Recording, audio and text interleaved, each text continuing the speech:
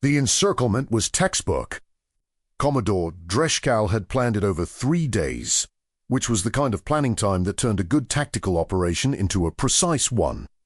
12 vessels in a modified spherical formation.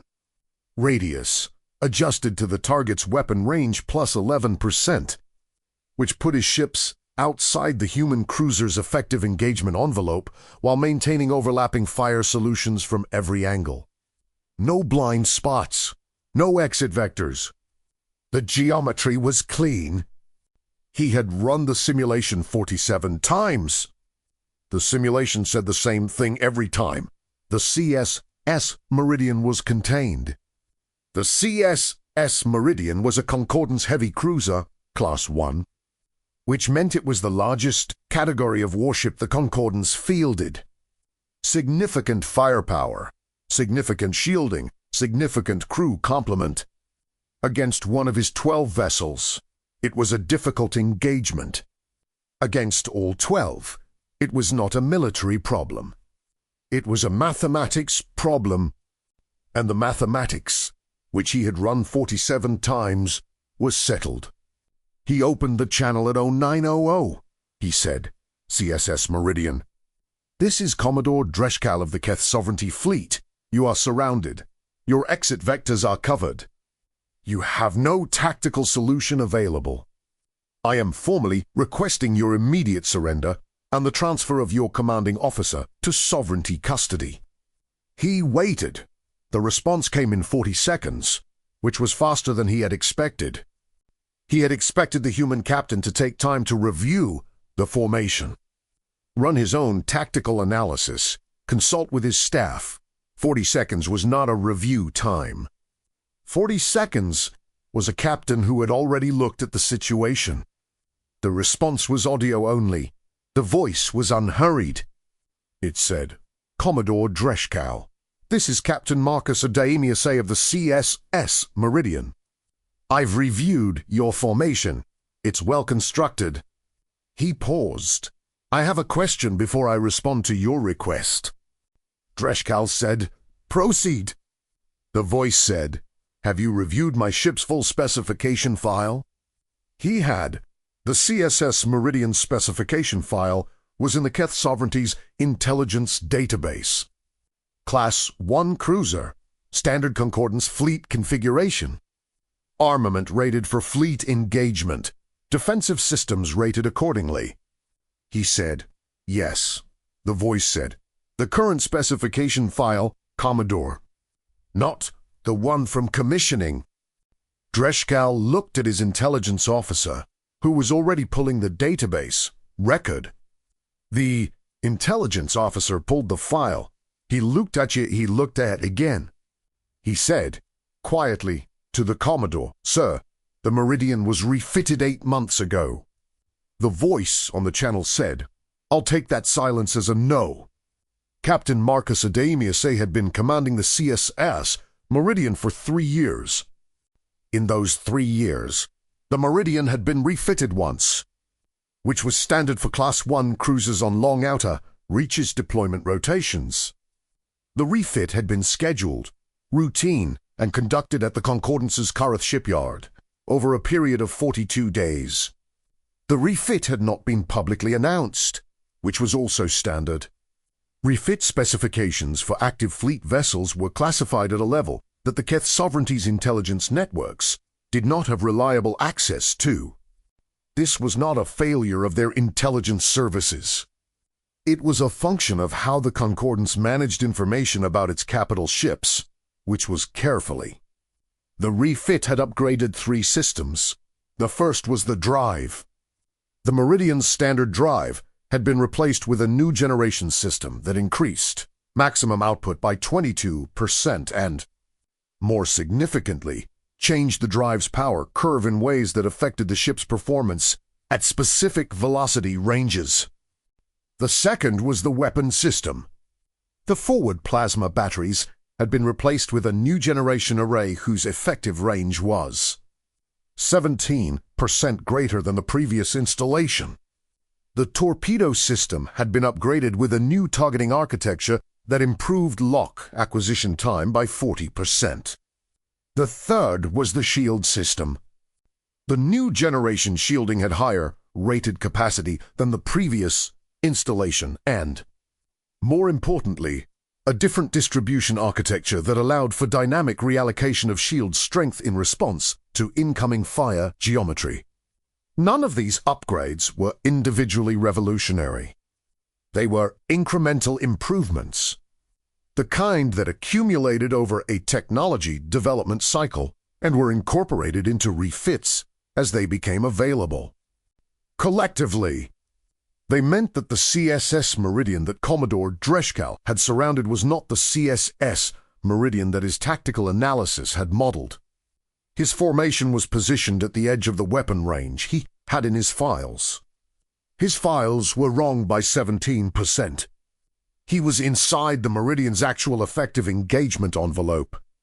All 12 of his ships were inside the meridian's actual effective engagement envelope. This was the tactical situation that Adeyemiase had reviewed in 40 seconds. Because he had known his ship's actual specifications and had needed 40 seconds to confirm that Dreshkal's formation was positioned where his intelligence file would have put it, which was where he had expected he had smiled.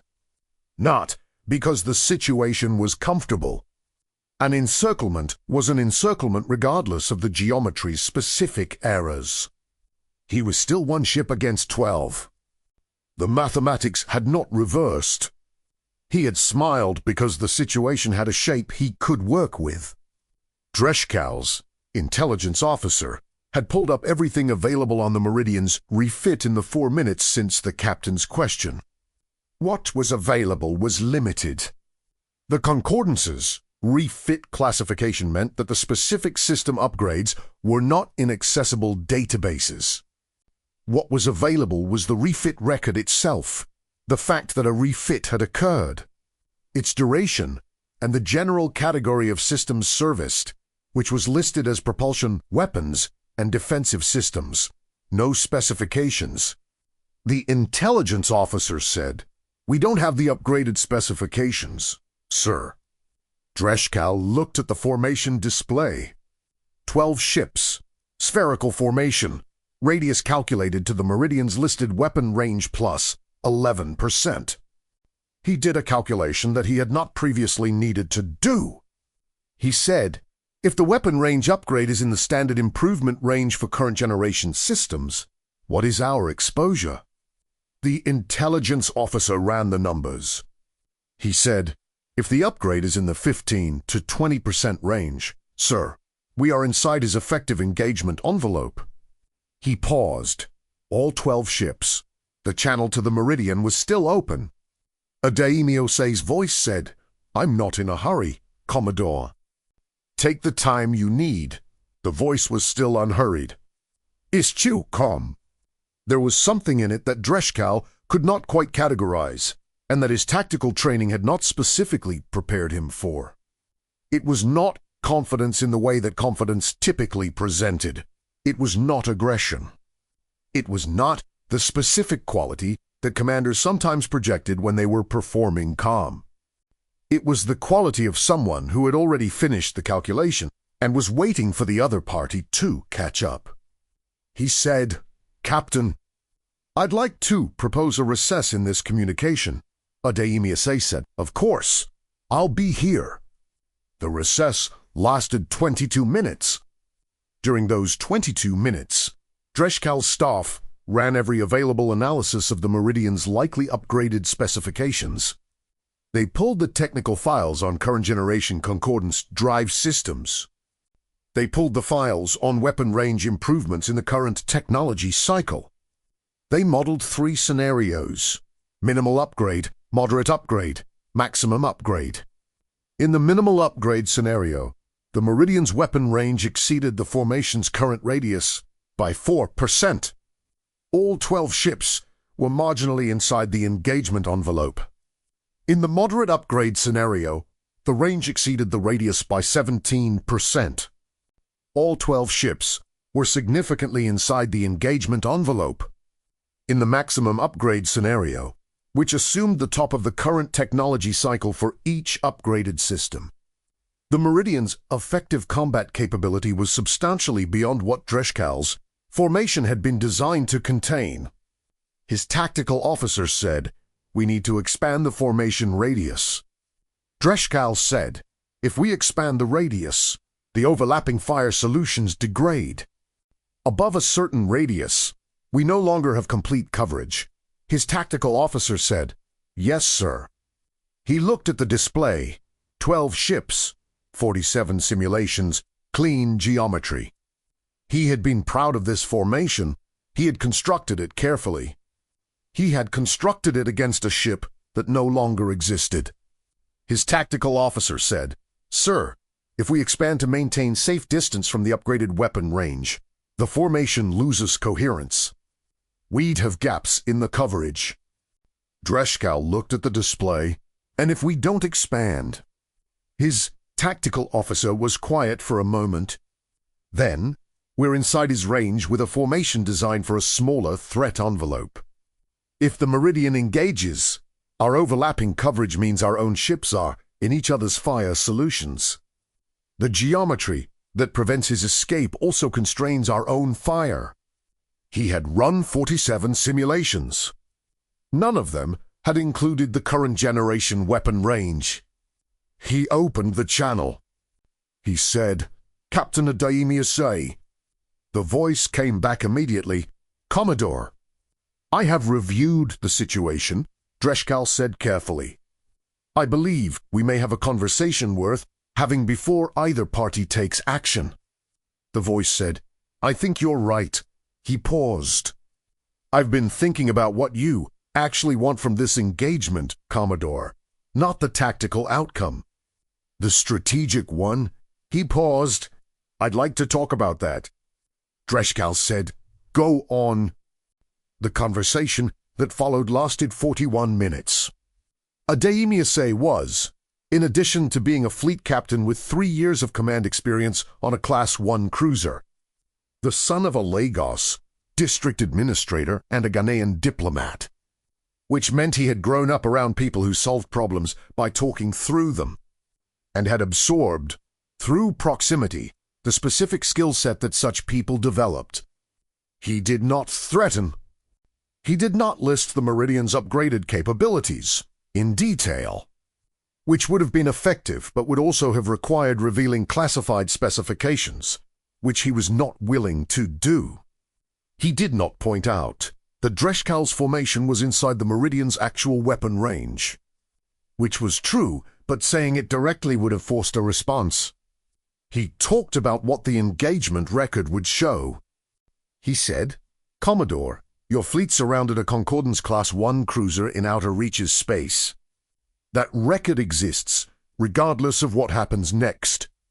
The question is what the second line of the record says." Dreshkal said, "What do you mean?" "The second line is either the Keth Sovereignty Fleet engaged the Meridian, or the Keth Sovereignty Fleet initiated a dialogue with the Meridian." He paused. "Both of those are on record. Both go to the Concordance Council and to the Keth Parliament and to every monitoring body in the region." He paused. "The second line determines what those bodies conclude about what the Keth Sovereignty is doing out here." Dreshkal said, "We are enforcing a territorial claim." Adaimi said, "Yes, which is a political position. And political positions are either strengthened or weakened by the actions taken in support of them." He paused. "Surrounding a concordance vessel and demanding surrender demonstrates military capability. It also demonstrates a willingness to use military force in a way that political bodies in 12 systems are going to have opinions about." He paused. "Surrounding a concordance vessel and then initiating a dialogue about the territorial dispute demonstrates the same capability and also demonstrates something that's more useful in a political process, which is that you're willing to talk." Dreshkal was quiet. "You achieved the demonstration," Adaimi said. "Your formation is complete. 47 simulations worth of planning, and it's a good formation." He paused. "The question now is what you do with the position you've created." Dreshkal said. "You're asking me to withdraw." "No," Adeyemi said. "I'm asking you to decide what you came here to accomplish." He paused. "If you came to engage the Meridian, that engagement is available to you. It will be costly in ways your current tactical analysis may not fully account for, but it's available." He paused. "If you came to demonstrate the Keth sovereignty's position and capability in this region, you've done that. The formation is logged. The demand for surrender is logged. The Concordance is aware that the Keth sovereignty can bring 12 ships to this location and contain a Class 1 cruiser." He paused. "That demonstration has already occurred. What you do next is a separate decision." "Allons pausi." Then Dreshkal said, "What are you proposing?" Adeyemi said, "A channel to the Concordance diplomatic division opened under the record of this engagement. Not as a condition of anything. As a next step that uses what you've created here for the purpose it's actually suited for, which is political, not military." He paused. "I'll be on this channel," he said. "My ship will be at this position. Your formation can hold. And we can see if the Concordance's diplomatic division is interested in a conversation with the Keth sovereignty about the territorial claims. On the record of an engagement that showed what both parties are capable of." Another pause. He said, "Commodore, you built a very good formation." He paused, and there was something in his voice that was, Dreshkal thought, genuine. "Alright. The geometry was correct for the ship your intelligence had. It was careful work." Paused. "Let it accomplish something proportional to how carefully it was built." The channel was quiet for a long moment. Dreshkal looked at the formation display. 12 ships, spherical formation, the CSS Meridian at the center. He looked at his tactical officer, who had run the upgraded weapon range scenarios, and who was looking back at him with the expression of someone who had done the math and was not eager to have it tested. He looked at the Meridian's position on the display, which had not moved, which had not changed its posture, which was holding exactly as it had been holding since the encirclement was established. He thought about 47 simulations. He thought about the captain on the other end of the channel who had answered in 40 seconds because he had already finished the calculation. He thought about what the engagement record said if he gave the order and what it said if he didn't. He said, "Open a channel to the Concordance diplomatic division." His communications officer said, "Sir." He said, "The captain made a reasonable proposal.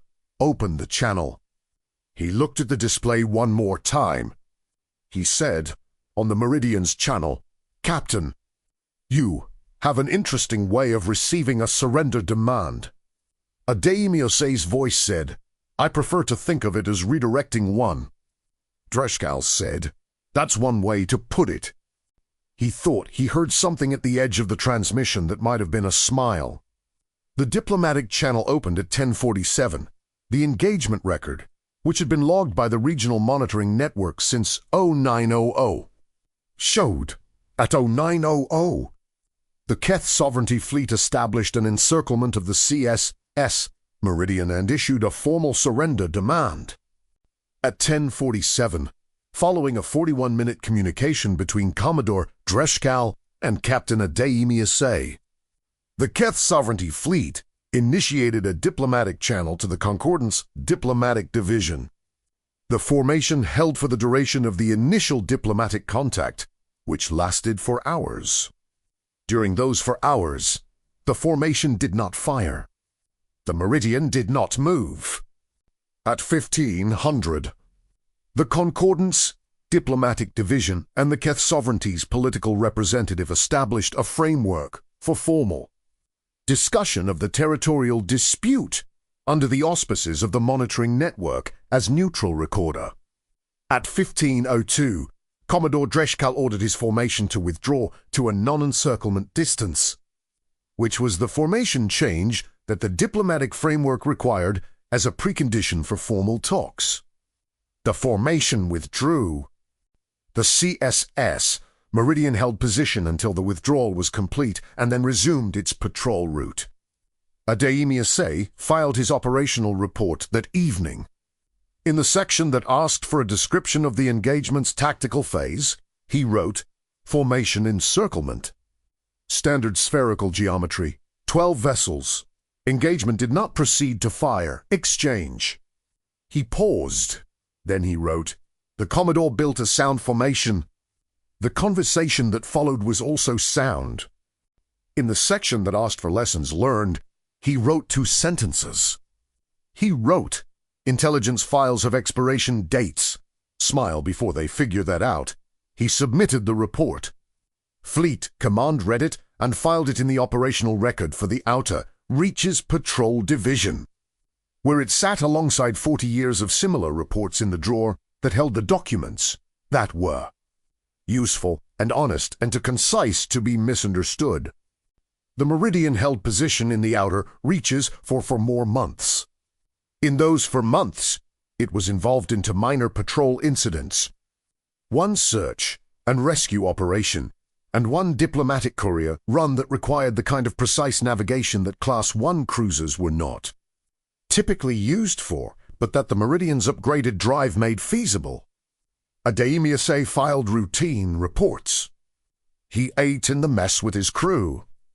He ran the physical training rotations that Class 1 cruisers maintained for crew fitness on long deployments.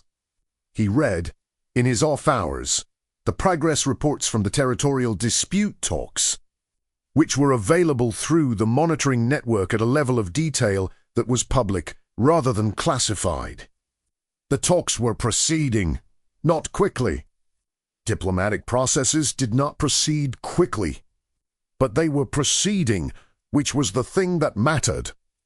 His first officer, a pill named Kilsas, who had been on the Meridian for 2 years and who had been on the bridge for the entire encirclement engagement, asked him once, in the quiet of a long patrol watch, what had been going through his mind in the 40 seconds before the first response. Adeyemi Say thought about it. "I was checking the formation radius against the updated weapon range," he said. "That's it." He looked at the patrol display, the vast quiet of the Outer Reaches. "And I was thinking about what the Commodore was trying to accomplish," he said. He paused. "Those 2 things together gave me something to work with," Kilsas said. "You smiled. I saw it before you opened the channel." Adeyemi Say said, "The situation had a shape. When situations have a shape, you can work with them." A shape. He looked at the display. "Your formation is inside my range. My formation has gaps if it expands. We're both better off talking." He paused. "That's a shape." He paused again. "Once you see the shape, what to do with it is usually clearer." Kilsas processed this. "Then, what if the shape had been different? Then I would have done something else," he said. He went back to the patrol log. Outside, the Outer Reaches held its patient silence, and the monitoring stations logged their signals. And the territorial dispute talks proceeded at the speed of diplomatic processes, which was slow and steady and, on balance, worth it.